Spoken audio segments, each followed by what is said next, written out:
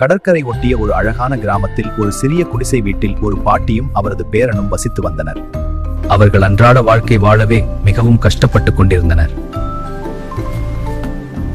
பாட்டியும் பேரனும் தினந்தோறும் கடற்கரைக்கு சென்று அங்கே கரை உறைந்த மீன்களையும் நண்டி மீன் பிடித்து வியாபாரம் செய்தனர். அதிலிருந்து கிடைக்கக்கூடிய மிகச்சிறிய வருவாயில் ஏழ்மையான வாழ்க்கை வாழ்ந்து கொண்டிருந்தன. இந்த மீனும் நண்டும் ரொம்ப நல்லா இருக்கு. இதுக்கு எவ்வளவு? நன்றி அக்கா, இது 50 ரூபாய் மட்டும்தான். நன்றி, மறுபடியும் வாங்க. அந்த மீனை எடுத்துக்கோங்க, ரொம்ப நல்லா இருக்கும். சரி, இந்த கிராப்ஸையும் கொடுங்க. இந்த ஃபிஷ் ரொம்ப ஃப்ரெஷ்ஷா இருக்கு. பாட்டி, நாம ஏன் இப்படி ஏழையா இருக்கோம்? பாட்டியோ பழைய நிகழ்வுகளை அசப்போட துவங்கி பேரனிடம் கடந்த கால நிகழ்வுகளை எடுத்து கோரினாள். ஒரு காலத்தில் சுற்றியுள்ள எல்லா கிராமங்களிலேயே நமது குடும்பம்தான் செல்வச் செழிப்புடன் வாழ்ந்து வந்த குடும்பம். நமக்கு சொந்தமாக அரண்மனை போல மிகப்பெரிய வீடு இருந்தது. நிறைய தொழில்கள், கடைகள், மேலும் பல கப்பல்களும் நமக்கே சொந்தமானவை. நம்மிடம் நூற்றுக்கணக்கானோர் வேலை செய்து வந்தனர். அன்று காலை நம் கிராமத்து மக்கள் அனைவரும் அவரவர் வேலையை செய்து கொண்டிருந்தனர். திடீரென ஒரு பெரிய சத்தம், ஆழிப்பேரலைகள் ஆர்ப்பரித்து கடற்கரையை நோக்கி வந்தன. என்ன செய்வதென்று புரியாமல் மக்கள் அனைவரும் திகைத்து நின்றனர். பின்னர் உயிரை காப்பாற்ற கரையை நோக்கி வேகமாக ஓடத் தொடங்கினர். ஆனால் அந்த மிகப்பெரிய ஆழிப்பேரலை அனைத்தையும் சுருட்டி கொண்டு சென்றது. மக்களும் அவர்களின் வீடு, கடைகள், படகுகள் எல்லாம் நொறுங்கி கடலுக்குள் சென்றது. கெட்ட நேரத்திலும் நல்ல நேரம் இருக்கும் போல அன்று நானும் உனது தாத்தா உன்னை தூக்கி கொண்டு நகரத்திற்கு சென்றிருந்தோம்.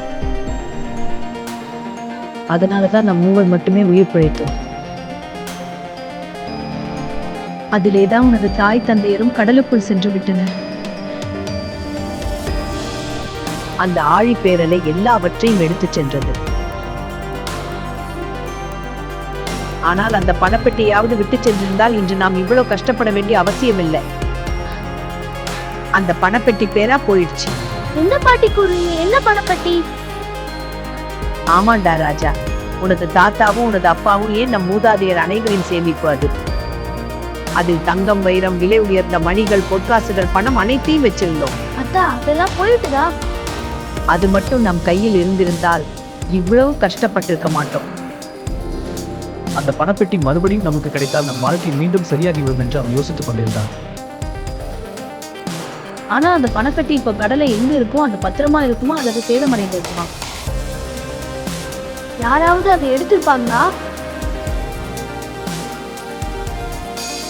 அன்றிரவு பேரனுக்கு ஒரு விசித்திரமான கனவு வந்தது. டே ராஜா, கண்ணு நான் சொல்றது கொஞ்சம் கேள்.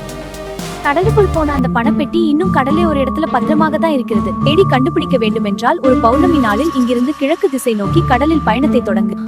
50 கிலோமீட்டர் தொலைவில் ஒரு பெரிய பாறை உனக்கு தென்படும். பாறையிலிருந்து மேலும் 50 கிலோமீட்டர் பயணம் செய்தால் அங்கே ஒரு சிறிய தீவு ஒன்று வரும். இந்த தீவின் அருகில் தான் அந்த பணப்பெட்டி பத்திரமாக உள்ளது. ஆனால் அங்கு செல்வது சுலபமான காரியம் அல்ல. நண்பர்களே, அடுத்த எபிசோட பார்க்க வஹா ஸ்டோரி டூன்ஸ் சேனலை சப்ஸ்கிரைப் பண்ணி எங்களை சப்போர்ட் பண்ணுங்க. நன்றி.